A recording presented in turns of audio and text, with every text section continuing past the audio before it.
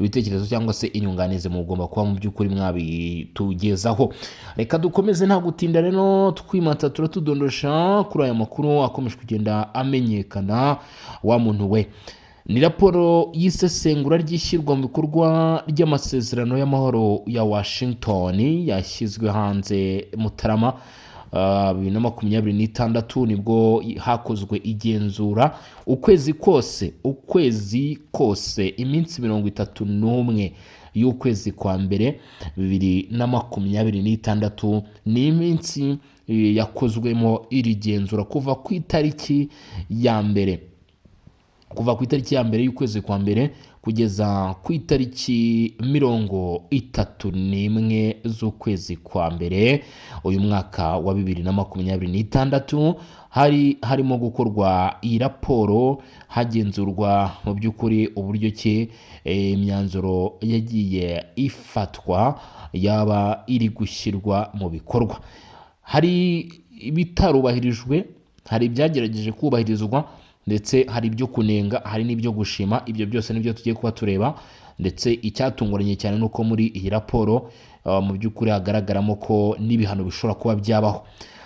Iyi raporo yakozwe n'itsinda ry'inzobere zigenga rikorera muri barometre y'amasezerano y'amahoro muri Afurika, rigamije gukurikirana ndetse no gusesengura ishyirwa mu bikorwa ry'amasezerano y'amahoro muri Afurika. Mbanza kugusobanura ni bantu ki bakoze iyi raporo. Iyi raporo yibanda kwishyirwa mu bikorwa ry'amasezerano ya Washington, by'umwihariko ku ngingo zasinywe. Amasezerano yasinywe kuko buriya ku itariki 4 ukwezi k'Ukuboza 2025 murabyibuka ko abakuru b'ibihugu b'u Rwanda ndetse no Repubulika ya Demokarasi ya Kongo bashyize umukono kuri izi nyandiko. Bariya icyo bakoze kwari ugushimangira cyangwa se kwemeza burundu. Ubu rero ku itariki 27 Kamena 2025 hari hasinywe amasezerano hagati ya Repubulika ya Demokarasi ya Kongo ndetse na leta y'u Rwanda mu gihe kiri hagati y'itariki ya mbere ndetse na 31 Mutarama 2026. Iyi raporo ngiye kukugezaho ibikubiyemo nibwo yagiye inonosorwa ndetse byose bishyirwa hanze, ariko ibyasuzumwe ndetse n'ibyegeranyijwe ni ibyahereye ku itariki 27 2025 Kamena rwose nk'uko bigaragara muri iyi nyandiko. Barometre y'amasezerano y'amahoro muri Afurika yashyizweho kuko amasezerano menshi y'amahoro muri Afurika ngo yagiye ananirwa, atari ukubera ko atari meza, ahubwo bitewe no kubura uburyo bukomeye bwo kuyakurikirana ndetse no kuyasuzuma. Iyi raporo itanga amakuru yizewe, afatika kandi avuguruye ku rwego buri ruhande rugezeho mu gushyira mu bikorwa ibyo rwiyemeje, yaba uruhande rw'u Rwanda ibyo rwiyemeje, yaba uruhande rwa Repubulika ya Demokarasi ya Kongo urwo biyemeje. Bityo iyi barometre y'amasezerano y'amahoro muri Afurika yashyizweho ku masezerano menshi y'amahoro, ndetse iyi raporo itanga mu by'ukuri hafi 100% amakuru yizewe kandi afatika ku buryo buri ruhande rwose mu by'ukuri ibyo ruba rukora bishyirwa ku karubanda. Niyo mpamvu rero tugiye kuba twayinjiramo turebe uko byifashe. Turahera ku ncamake. Hashize amezi 7 amasezerano ya Washington asinywe, ariko intambwe imaze guterwa mu kuyashyira mu bikorwa iracyari nkeya,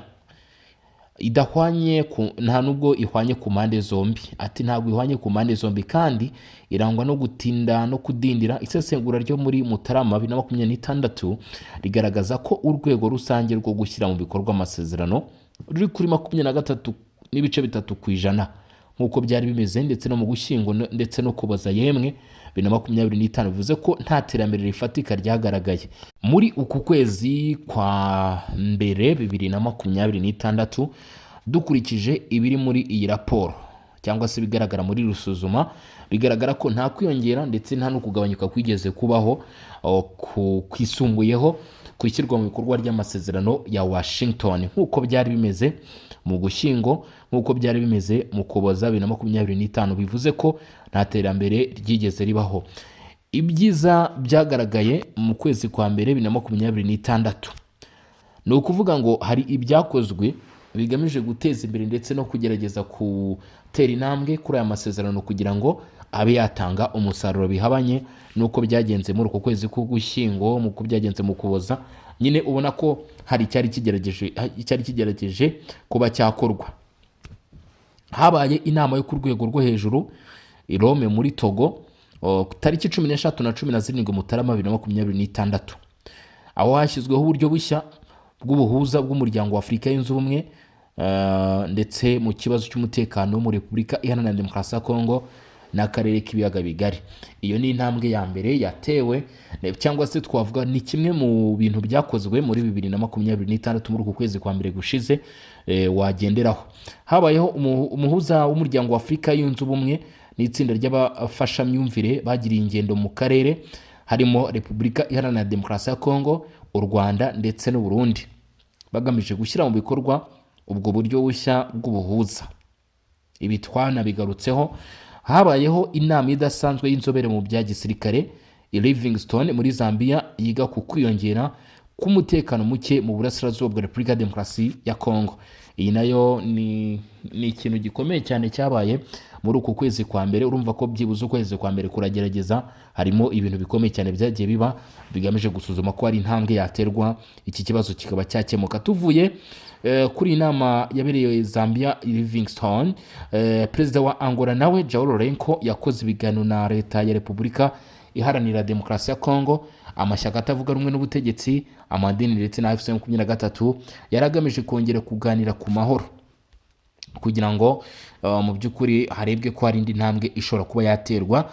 Ni mu gihe kandi nanone muri uku kwezi kwa mbere 2026 inteko ishinga amategeko ya Leta Zunze Ubumwe za Amerika yakoze igenzura ku ishyirwa mu bikorwa ry'amasezerano ya Washington.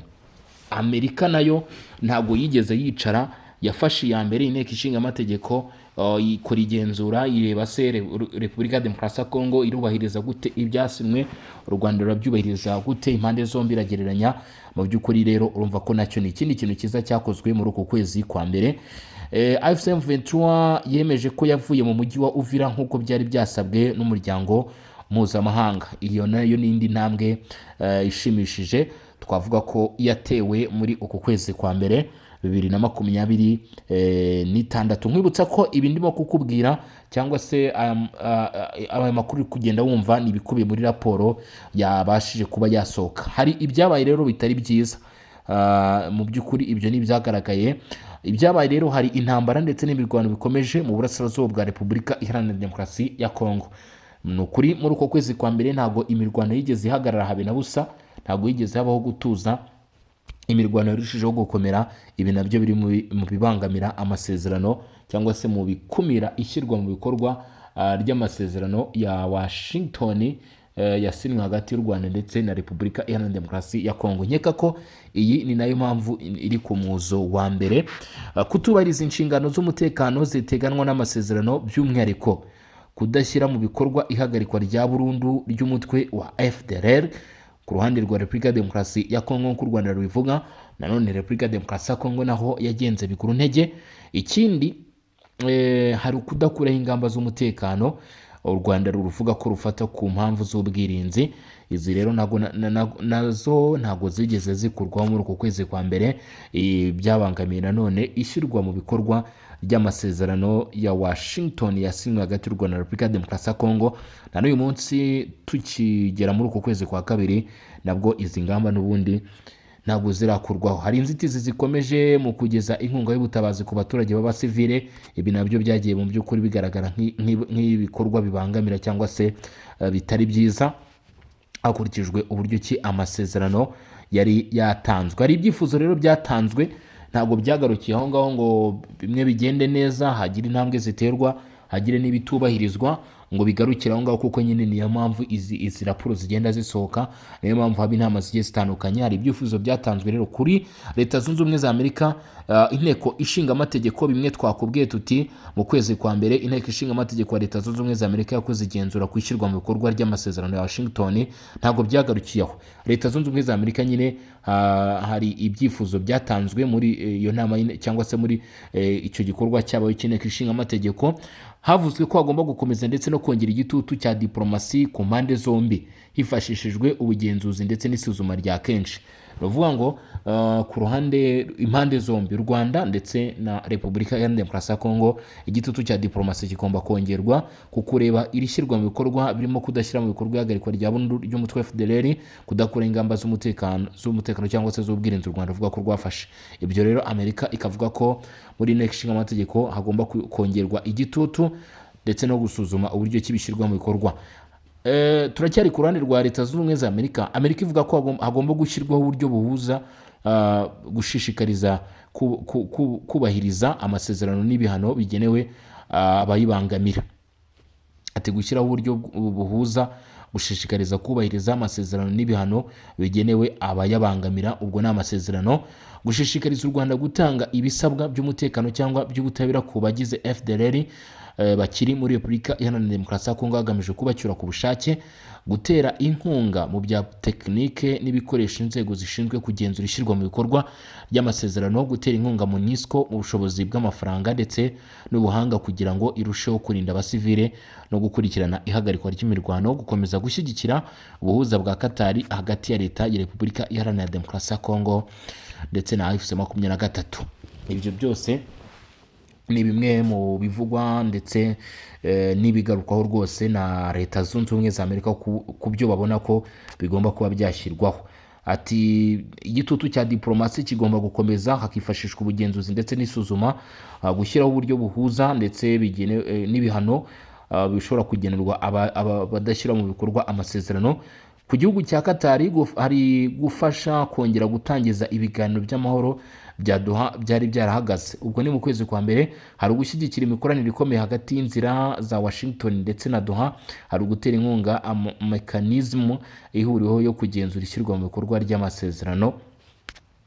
Qatar nayo yagerageje kugira icyo ikora ku muryango wa Afurika yunze ubumwe. Uyu muryango washyizeho gushyiraho urwego rwemewe rugaragaza neza uko inzira ya Washington na Doha zihuzuzanya, ari nabyo bikubiye muri iyi raporo mwumva turimo turagira iki, turimo turabagezaho. Iyi raporo mwumva turimo turabagezaho ni umusaruro w'uru rwego rwemewe rugaragaza neza uko inzira ya Washington na Doha zuzuzanya rwashyizweho. Hari uguhuza ndetse no gutunganya neza imikorere y'ubuhuza n'inzobere. Hari ugusobanura ku mugaragaro uruhare rw'ibiganiro bya perezida wa Angola kugira ngo hatabaho kwitiranya inzira z'ubuhuza. Ibyo byabayeho gushakira inkunga ihoraho inzego z'ubuhuza z'umuryango wa Afurika yunze ubumwe zitishingikirije ku baterankunga bo hanze. Urumva ko nyine ni byinshi byagerageje gukorwa mu kwezi kwa mbere ndetse hari byatanze umusaruro, ariko kandi hari n'ibikitegerejwe, harimo nk'ibihano ku bihugu bitagiye byubahiriza, ku ruhande rutagiye rwubahiriza ibyagiye bisabwa. Ibihano bishobora kuba byafatwa nko kuba nanone hari ibikibangamira ishyirwa mu bikorwa ry'amasezerano ya Doha ndetse na Washington. Imirwano iracyakomeje. Ikindi, ingamba z'ubwirinzi z'u Rwanda ntizakuweho. Repubulika ya Demokarasi ya Kongo nayo yashenya burundu FDLR. Ni mu gihe itsinda ry'impuguke n'abashakashatsi ndetse n'abahanga ryashyizweho n'umuryango wa Afurika yunze ubumwe ryo bigaragara ko ryakoze akazi karyo neza, ndetse batangiye neza rwose ishyirwa mu bikorwa ry'akazi bari basabwe. Reka tunasuzume turebe hagati aho ngaho n'irindi tangazo rikomeye cyane ryashyizwe hanze n'abo muri Twirwaneho. Ariko unyemereye gato mbere ko dusuzuma ibikubiye muri iyi raporo, reka tubanze turebe aya makuru avuga kuri drone. Turebe nyine icyo leta Repubulika ya Demokarasi ya Kongo yavuze. Colonel Marcus Kay hari ibyo yatangaje, hanyuma nitumara kubireba turareba ese nyuma y'uko Colonel Marcus Kay atangaje amakuru, iyi mitwe y'inyeshyamba yo 23 ndetse na Twirwaneho, uyu Colonel Kamasa Ndakiza Welcome bavuze iki, uyu nguyu se Lawrence Kanyuka bo bavuze iki? Reka tubanze twirebere ibyavuzwe na Colonel Mark Huskey. Uyu yavuze ko ingabo za FRDC zasenye cyangwa se zarashe drone enye z'intambara hafi y'ikibuga cy'indege cya Kisangani. Ibi ngo byakozwe, ibi yabivuze ku munsi w'ejo ku cyumweru tariki ya 2 Gashyantare, ariko ngo iki gikorwa cyo gushyira hasi drone enye nubwo byamenyekanye ku munsi w'ejo masaha y'ikigoroba, ngo ubundi byakozwe kuwa gatandatu tariki 31 z'ukwezi kwa Mutarama 2026. Colonel Marcus K Lieutenant Colonel Marcus K ati ingabo z'igihugu cya Repubulika ya Demokarasi ya Kongo FRDC zashyize hasi kuwa gatandatu tariki 31 Mutarama drone enye z'intambara zo mu bwoko bwa kamikaze zari ziri mu karere zari ziri mu kirere ku ntera kilometero zigera ku 10 uvuye ku kibuga mpuzamahanga cy'indege cya Gambongoka. Ntago ari kilometero 10 uvuye hasi ugera hejuru, ahubwo kilometero 10 uvuye kuri kibuga cy'indege giherereye hano muri Kisangani ahitwa Gambongoka mu mujyi wa Kisangani mu ntara ya Chopo. Niho rero izi drone z'inyeshyamba zo mu mutwe 23 zahise zishyirwa hasi. Nkuko amakuru aturuka mu baturage abivuga, ngo hari indi drone ya gatanu yaguye hafi y'umuhanda w'ikibuga cy'indege, ariko nta byangiritse ndetse nta n'ikibazo yateje, nayo yarahanuwe rero hano. Aya makuru akomeza avuga ko iri terabwoba rishobora kuba ryaraturutse ku nyeshyamba za FCM23 zifatanyije nabo bafatanya, ndetse umuvugizi w'ingabo za FRDC w'agateganyo ariko Lieutenant Colonel Marcus K yavuze ko itangazo ryemewe ry'ingabo riza gutangwa uyu munsi kuri uyu wa mbere rikaza kuba risobanura birambuye iby'iki gikorwa ndetse iby'iyi operation nyine yakozwe. Muze kuba hafi tuze kubasha mu by'ukuri kubana dukurikirane neza uko byagenze cyangwa se byagendekeye izi drone kugira ngo zishyirwe hasi ku butaka.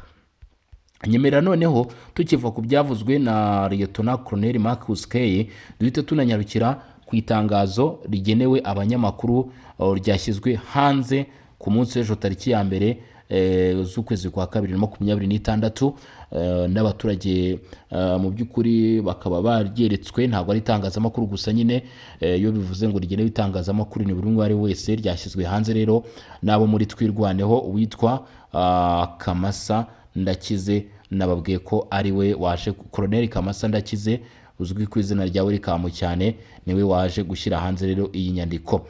Ati nyuma yuko M23 ngo ivuye mu mujyi wa Uvira, abaturage bari murembwe bari kuba mu bihe bikomeye cyane by'ibitero bikaze by'indege zitagira abapilote drones ndetse n'indege z'intambara Sukhoi z'ingabo za leta ya Repubulika ya Demokarasi ya Kongo FRDC.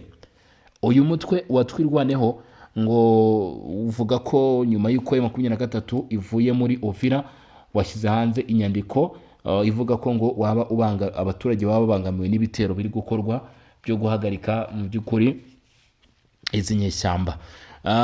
Iri tangazo ry'izi nyeshyamba za Twirwaneho rikomeza rivuga ko ngo muri aka gace k'igihugu kagerwamo bigoranye cyane, ngo abasivile barimo kugabwaho ibisasu biva mu kirere mu gihe bari mu mirimo yabo ya buri munsi guhera kuwa gatanu tariki 30 z'ukwezi kwa 2026 kugeza ejo nyine ku itariki ya 2 Gashyantare, ngo indege zitagira abapilote zirenga 18 za FRDC zakomeje kuguruka mu kirere ahitwa Minembwe, ndetse ngo izi drone zagurutse ubudahagarara. Ibyo bitero ngo byateje impfu z'abasivili ndetse byangije bikomeye ibikorwa remezo by'ibanze birimo amazu yo guturamo, birimo ngo amavuriro, birimo insengero. Ngo ibyo bitero byo mu kirere byibasiye cyane ahatuwe cyane mu mujyi rwagati wa Minembwe utuyemo imiryango ibihumbi myinshi yabimuwe, ngo bahunze ibitero bikomeje kugabwa n'imitwe itwaje intwaro irimo Wazalendo ishyigikiwe na leta kuva hafi imyaka 8 ishize. Icyakoze abo ku ruhande rwa Wazalendo ndetse na leta ntago bemera ibivugwa na Twirwaneho, bavuga ko ahubwo ngo uyu mutwe uri kuhamaganwa n'abaturage ndetse abagare societe civile, bakaba basabye bamwe mu bana babo ndetse nyine imiryango bikaba basabye abana babo kuva muri uyu mutwe, bavuga ko uri gukorana na 23 ndetse ngo ushaka kubazanira mu by'ukuri akaga gakomeye cyane. ariko twirwaneho yo yakomeje ivuga ko ngo birakwiye kwibutsa ko ibi bitero ngo bya drone ngo byaba byaratangiye muri Gashyantare 2025 ngo bikaba byaratumye hangirika cyane ibikorwa remezo by'ingenzi birimo n'ikibuga cy'indege cya Minembwe, bituma ako gace gacika burundu ku gihugu, ngo kakaba kari no mu bihe bikomeye by'ihagarikwa ry'ubutabazi ryashyizweho. Mu by'ukuri ngo ibyo bikorwa byo guhagarika ibikorwa by'ubutabazi byashyizwe n'ingabo z'u Burundi. Ibyo bitero byo mu kirere byarushijeho kwiyongera muri Mutarama 2026 nyuma y'uko inyeshyamba za 23 zikuye mu mujyi wa Uvira, ngo byongereye icyizere cya leta ya Kinshasa mu mugambi wayo, aho bavuga ko iri tangazo rivuga ko ngo ari umugambi wo kurimbura mu bwoko bw'Abanyamulenge. Iri tangazo rya twirwaneho rikomeza rivuga ko ngo nyuma y'imyaka 8 y'ibitero byo ku butaka byakozwe n'ihuriro rya leta, abaturage b'Abanyamulenge ngo batuye mu misozi miremire ya Fizi, Itombwe ndetse na Uvira ngo bakaba bananiwe bafite ibikomere byo mu mutwe kandi ngo batereranywe. Iri tangazo rikaba ngo rigaragaza ko rivugira abaturage bashinja ubutegetsi bwa Kongo kugaba ibitero ku baturage b'Abanyamulenge. Mu by'ukuri dukurikije ibyanditsemo nicyo iri tangazo rishatse kuvuga ko uyu mutwe watwirwaneho uri kwamagana ngo ibitero bya guverinoma birimo ibitero by'indege zitagira abadareve ndetse na Sukhoi biri kugabwa mu mihana hano y'Abanyamulenge. Ibyo bitero bya drone ngo n'indege z'intambara bikomeje kongera ubwoba n'ibibazo by'ubutabazi mu gihe amahanga acecetse ntacyo atangaza, nk'uko abagize uyu mutwe twirwaneho bakomeje babivuga. Mu guhangana n'ibikorwa bikomeye byo guhonyora amategeko mpuzamahanga arengera abasivile no kurenga ku masezerano yo guhagarika imirwano, uyu mutwe wa MRDP twirwaneho wongera gushimangira ubushake bwo kurwanya icyageragezwa cyose cyo gukora itsemabwoko rikorerwa abasivile batagira kivurira. Twirwaneho rero ikaba yasobanuye ndetse igaragaza ko ifite intego na gahunda mu by'ukuri na gahunda zo gukomeza mu by'ukuri kugeza bahagaritse ibi bikorwa nk'uko uyu mutwe ubivuga.